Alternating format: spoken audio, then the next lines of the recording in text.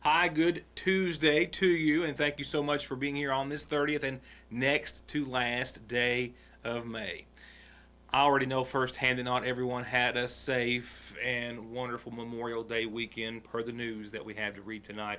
A serious ATV accident in which a mother was airlifted from Magoffin County and two people airlifted after a serious two-car crash on 114 over the course of the holiday weekend as well, and I'll take you to those scenes in just a few moments. We'll talk about some meth arrests, thousands of dollars seized, and a whole lot of other items taken after a traffic stop over the course of the holiday weekend in Paintsville, several Johnson County residents and some others.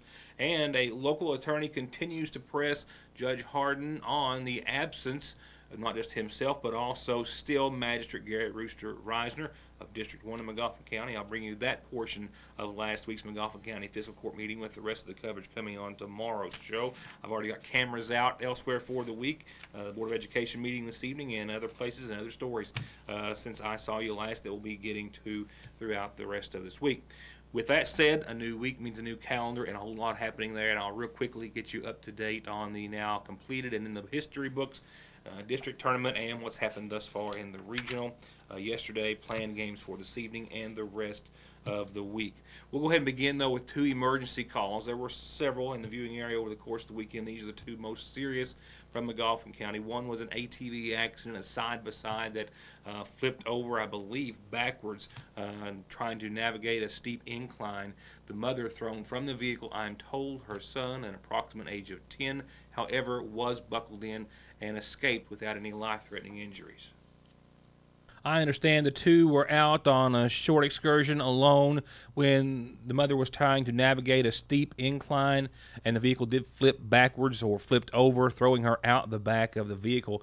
She was, I believe, the one that was able to make a phone call, is how family or friends were first alerted. It took rescue emergency personnel some time to get to their location. It was on Rock House Road off of New 460 and up on the ridge line at the head of Rock House in that portion of Magoffin County. After finally reaching them or the area, I believe someone else actually transported the two on separate ATVs out to rescue personnel. Paramedics on scene did determine that the mother was experiencing some signs of trauma and would require a trauma center for treatment. A landing zone was established in this flat spot here nearby, where she was taken from the scene, I believe, to the Pikeville Medical Center by Kentucky 9, the air medical unit stationed in Martin County. Her injuries, we believe, were severe, but we've also now been told at this time do not appear to be life-threatening. And then there was a two-car collision on 114 yesterday afternoon involving, I believe, all local individuals. A total of 3 occupants in the two cars.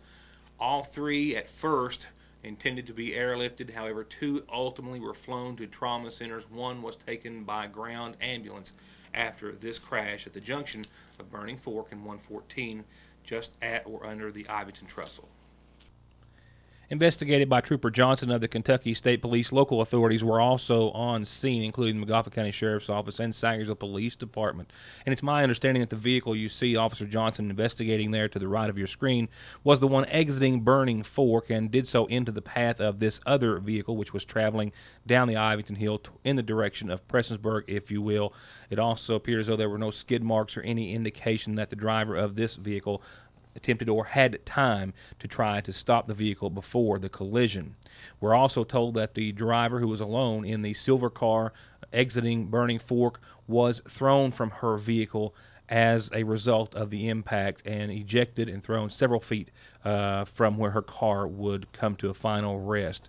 She was taken by an ambulance to the Pikeville Medical Center for serious injuries, which we are now told we believe that she will recover from. Several of the individuals, if not all, suffered broken bones and other injuries. Brittany McCarty was said to be the operator of the vehicle exiting Burning Fork, while Samantha Denise Likens was driving the black passenger car that was headed down the hill. She and I'm told her husband, Leo, who was in the passenger seat, were both taken by air medical units, Kentucky 118 and Kentucky 9. Both landed in the middle of 114 as a temporary landing zone was established. The road was shut down for those landings to take place and those accident victims to be transported. It was also kept shut down for a significant time as they handled this as a very serious auto accident obviously, and did a thorough reconstruction. However, it turned out that all those, we do believe, are going to recover from their injuries, but all seriously injured, and I believe all still in respective trauma units, either at Pikeville Medical Center or elsewhere. But after one driver was ejected, 2 other also seriously and critically injured on scene. It appears as though all will survive. I'll be right back. To get high-speed internet on their state-of-the-art fiber optic network for all of your home and business solutions, or to watch TV without a contract on over 200 digital channels with superb quality, or stay connected with family and friends with 24/7 telephone service you can always depend on, contact Foothills Broadband today. Or just click on their link to the right to find out how they're working to provide the latest in communications at affordable prices with exceptional service at Foothills Broadband. Local attorney Joshua Puckett is continuing to press Judge Executive Charles Hardin on several issues, as you're about to hear as we turn to coverage from last week's Magoffin County Fiscal Court meeting coverage, accusing the Judge Executive of criminal neglect of his office and or duties as Judge Executive. He questioned him about Magistrate Gary Rooster Reisner, who is still the Magistrate of District 1 of Magoffin County, even though he is in federal prison. And as Mr. Puckett did during the last meeting when Judge Hardin was not there, he accused the Judge Executive of intentionally manipulating the regular meeting schedule in order to keep Magistrate Rooster Reisner from missing too many regular meetings in violation of Kentucky law. Puckett also brought up several other issues, including Susie Salyer, who was just earlier in last week's meeting, in the same meeting, placed on the Ramey Park Board. She now sits on at least 2 boards and is a county employee, as is her husband, Randy Salyer, who, of course, was hired as an administrative assistant to the Judge Executive after returning from prison for vote buying. Bear in mind, watching this video, our videographer couldn't get both Puckett and Hardin in the same frame during their conversation, and the camera stays primarily on Puckett, but the conversation between he and Hardin can be heard. Mr. Puckett, you have the floor. Yes, I have 4 issues that I'd like to bring before the court today. I'll try to be as quick as I can. The first issue that I want to bring before the court is the magistrate for District 1. The first 2 issues are actually things that I brought up at the last quasi-meeting that we had at the fiscal court in April regarding the empty magistrate of District 1 seat that we have. And I kind of gave the court a brief synopsis of what it could do to help fill that seat. And so I guess to further that along, I've got a question for you, Mr. Hardin. Did Gary Reisner, the magistrate from District 1, give you personally or in any form his resignation from the job in Magoffin County District 1 before he went to jail? What's your next question? You're not going to answer my question?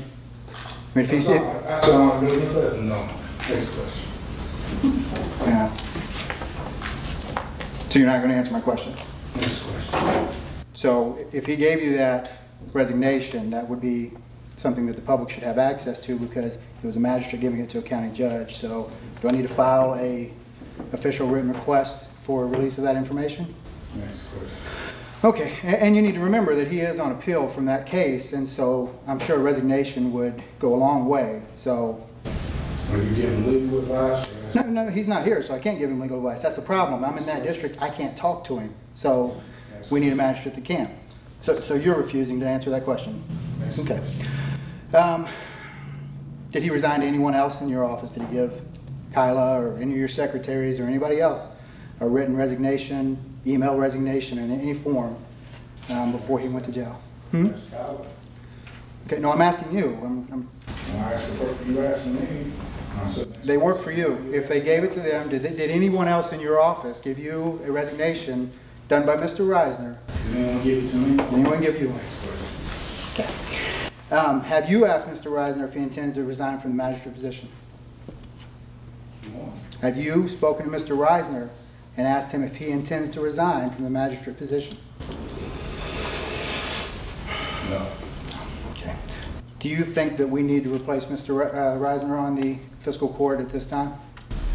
The answer to your first, second, third question is no. Okay. So he has not resigned, has not given you any resignation paperwork? No to all 4 questions. Okay, great. Mr. Wireman, has he given you any resignation paperwork? No. Mr. Master, has he given you any resignation paperwork? Greg is the county attorney in fiscal court. Attorney, has he given you any resignation paperwork? I will stipulate, since we're talking legal, that he didn't get anybody with that. I'm sorry? I'll stipulate that Mr. Reisner did not give anybody a resignation. Okay. Okay. So as far as this fiscal court knows, as of this time, he's not resigned. Okay. Or, as long as they know, as of this time, he has not resigned. Okay. Has this court requested from the Commonwealth Attorney or from the Kentucky Attorney General's office that a neglect action be brought against Mr. Reisner for failing to attend fiscal court meetings since his incarceration in January? He hasn't missed 2 regular meetings. He doesn't have to miss 2 regular meetings. He has to miss half of the meetings.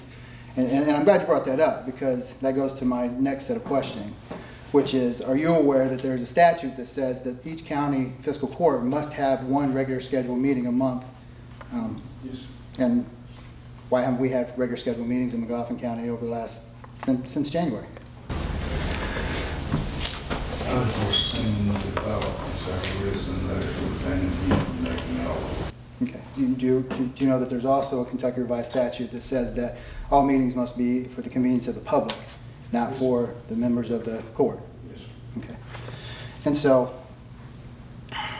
you stated in the second half of the meeting in April, that you will always put your medical practice and your patients first. You still stand by that? Absolutely. Okay. And how is that in any way convenient to the citizens of Magoffin County, the public, that we have to stand behind your private practice and your patients? Private practice is not what I said. I said medical problem. Okay, well, you're a doctor, and the only time you deal with medical problems is when you're working in your private practice. Motion on the floor, vote on discussion. And you developed a medical problem, I will take care of it. I understand, and we would reconvene the regular meeting and we'll go on, but we haven't had regular meetings. We haven't reconvened a meeting. Okay. When I ran the first time, I answered the question that I would always put someone's health, anyone's health, above anything to do with this fiscal court. And I have not changed that statement, nor will I change that statement. Okay. If we're going to get specific, then last month, whose health, and I know obviously you can't give patients' names, but whose health the day before? I can't give you any information to do with medical issues. And I'm not asking you to give me any information on that. You rescheduled the meeting the day before for a meeting, an emergency. What? If you had listened, I explained it to you before. I suggest you go back and read. Oh, I heard it. You said that you had a meeting, and then you said that there was a medical emergency. Yeah, you said there was a medical emergency that stopped you from getting here, but you almost made it on time, but there was a medical emergency that stopped you from getting here. You canceled the meeting 24 hours in advance. Did you know there was going to be a medical emergency to stop you from coming in? I had business that I had taken care of. And you've been elected to do the business at the convenience of the public. That arose. And I scheduled a special meeting because I did not know that I could get that taken care of. Okay. Under the statute, it says that there shall be, which means that that's a ministerial. And ministerial means that it can't be questioned. It has to be done. It's a ministerial duty, so they have to take place. Shall may be a directive. No, under the Kentucky under the law. Mandatory or a directive. I would refer you to the most esteemed attorney of Bud Adams to explain to you the difference between mandated and directive. Both of them use the word shall.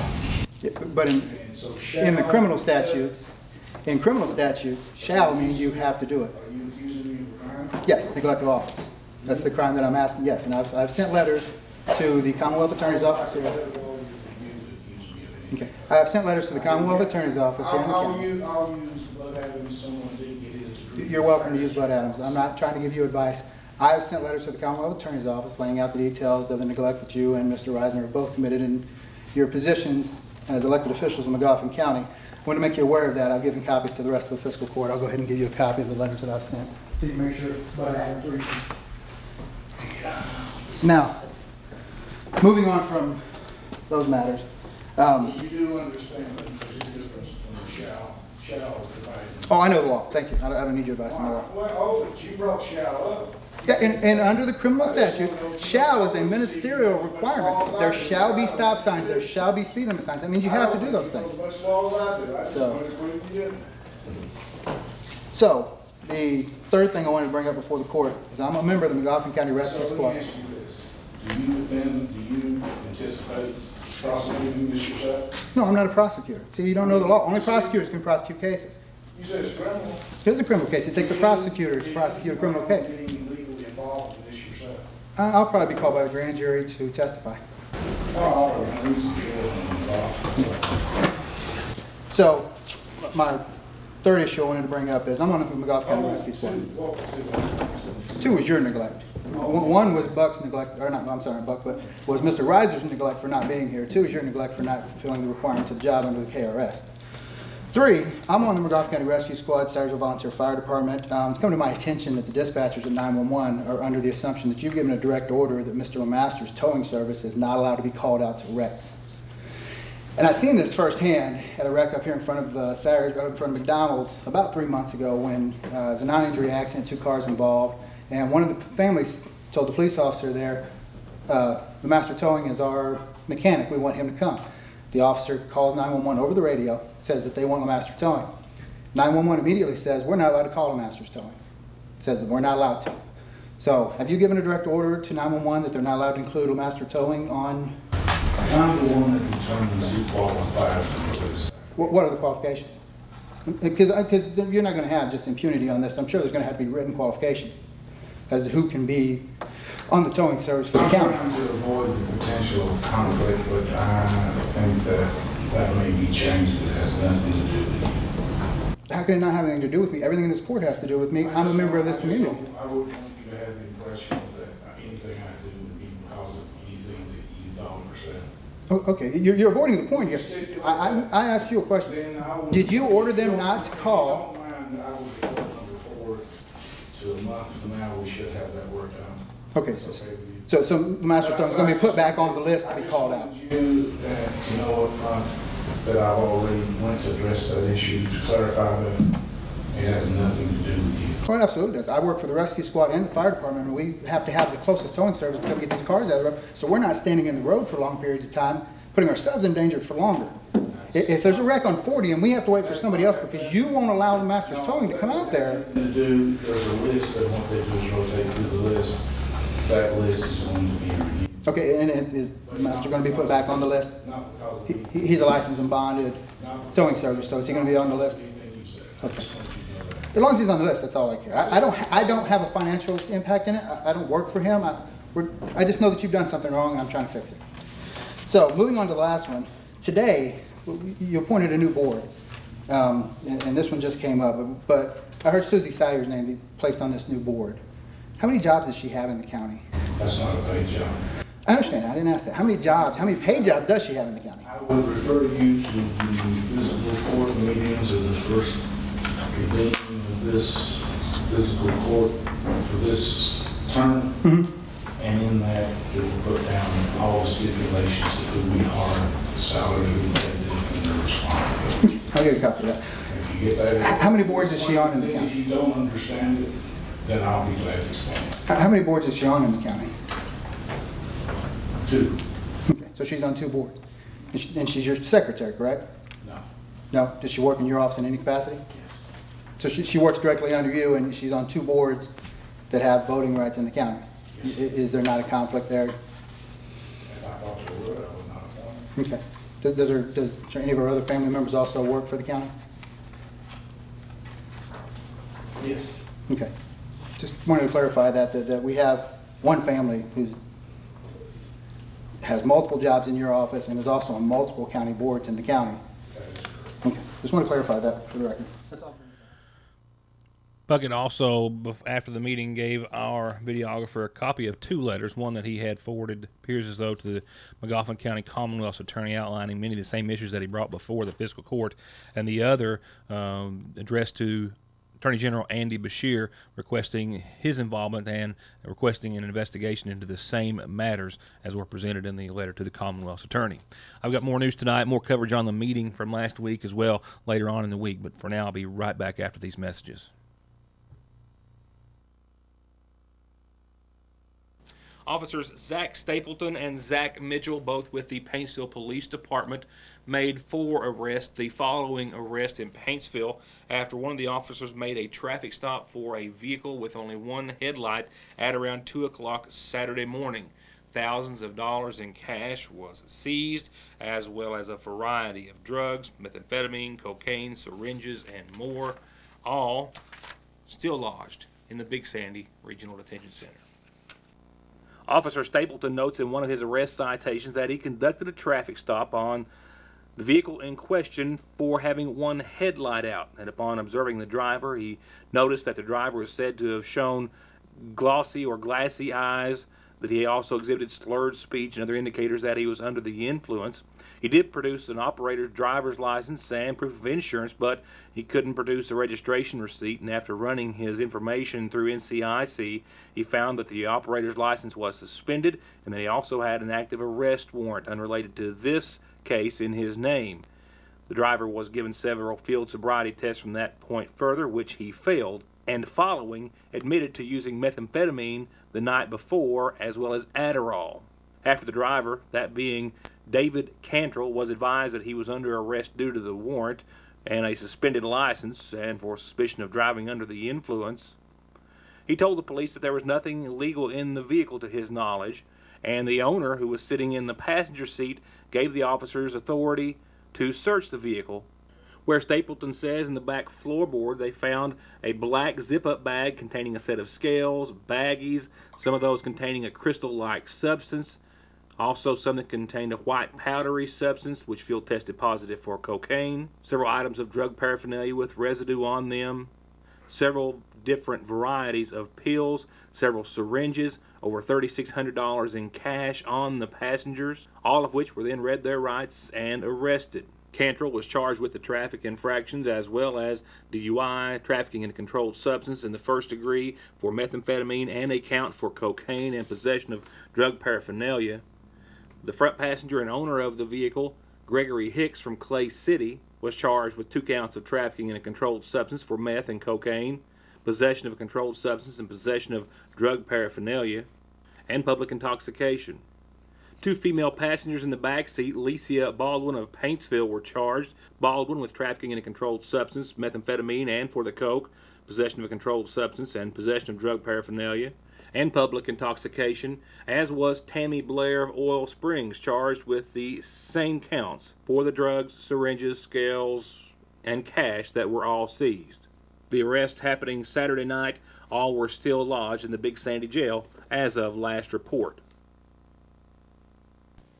More headlines in just a few moments. A new week means a new calendar, and not all of it typed in today, but we do have a lot to pass along. First, though, and on screen and ready to go, a birthday announcement for a now 13-year-old.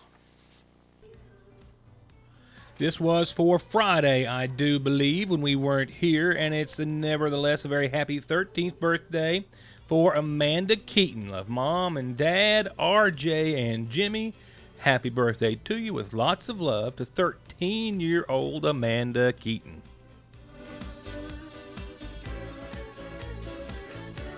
Announcements include the following. The Sagersville Waterworks has issued a boil water advisory starting at the Catholic Church there at the red light and going to CarQuest, both sides of the road affected.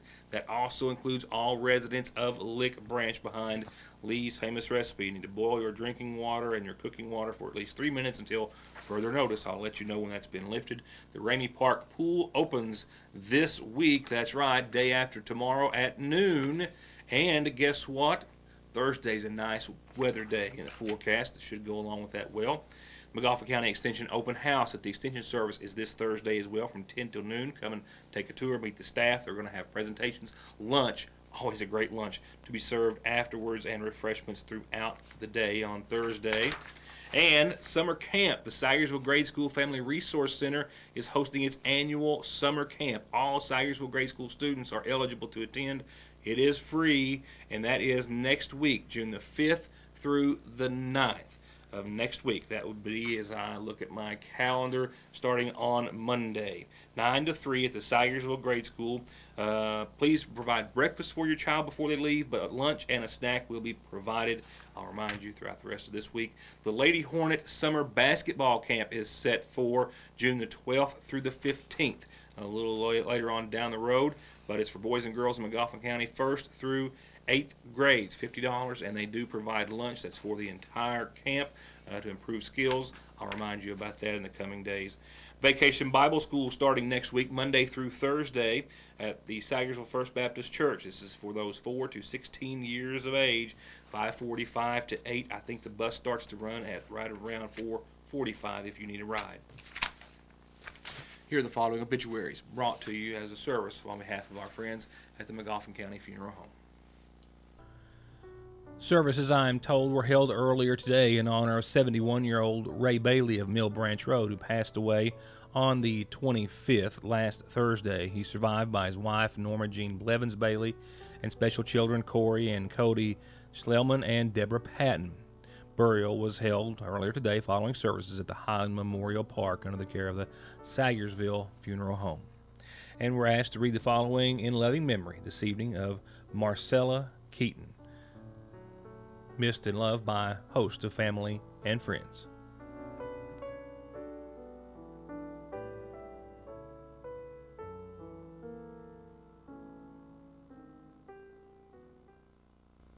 Here's what Mother Nature's going to throw at us for the next few days. For this evening, we hit just above 80 degrees today at the newsroom. A nice day after somewhat of a gray holiday weekend throughout much of it. A little more clouds than what a lot of folks would like to have seen. Partly cloudy skies tonight, a low just under 60 at 58, and a 20% chance of some isolated showers. Nothing on the radar right now. For your Wednesday, upper 70s, 54 for tomorrow night's low. Partly sunny on your Wednesday. Factor in about a 30% chance of some scattered showers, mainly afternoon and before, say, 7 o'clock tomorrow. Not everyone's going to see them, and they're not going to be that great, but some showers in the possibly in the area tomorrow. Not so much Thursday. Thursday's a keeper. Mostly sunny, 77. There is a 20% chance of showers you'll see at the bottom of your screen, but we're not talking until late Thursday night. Friday, 80, partly sunny, a 40% chance of showers. More clouds and showers than not for the first half of your weekend. Still close to 80, still holding on to warm air Sunday, but factoring in still a 40% chance of rain. And lastly, before closing, just to get you caught up, as of course it was graduation day and a whole lot of things going on, and I missed all of the 57th District Tournament basically. We had a camera there, I guess, for one game in my absence. But nevertheless, for the baseball, Johnson Central and Paintsville made it to the finals after Magoffin County fell on Friday to Paintsville 11 runs to 3. And then Friday afternoon, it was Johnson Central and Paintsville in the 57th District Championship. Central 14 runs, Paintsville 5. They both advanced, of course, though, to the 15th region. And yesterday, in first round action, Johnson Central beat Allen Central 10 runs to zip. Pike County Central beat Pikeville 6-5. Prestonsburg fell to Shelby Valley by 2 runs, 4-2, and Paintsville won over Lawrence County in the first round, 4-1. So Central and Pike Central were set to play tonight at 6. Tonight at 6. Shelby Valley and Paintsville game 2 tonight at 8:30, with the boys baseball championship set for tomorrow at 7. As for the girls, they finally got the championship in. Magoffin County fell to Johnson Central in the 57th District Championship, 13 runs, 2-1. Magoffin County's season not over, as they and Central, of course, the ladies from Central went on to the 15th region, but Magoffin County fell there in the 15th region, 14-4 to Pikeville on yesterday, and that will wrap up their season. Also, Johnson Central won over East Ridge 2-1. The girls from Lawrence County beat South Floyd's 15-0, and Belfry easily won 17-3 over Betsy Lane. So tonight you have Johnson Central and Lawrence County, and then Pikeville and Belfry, with the girls' championship set for Thursday. All those 15th region games at Pike Central. Well, certainly more news than we had time for tonight, and we're just now getting started on a shortened week. So be sure and join us back here next time for more of your news today.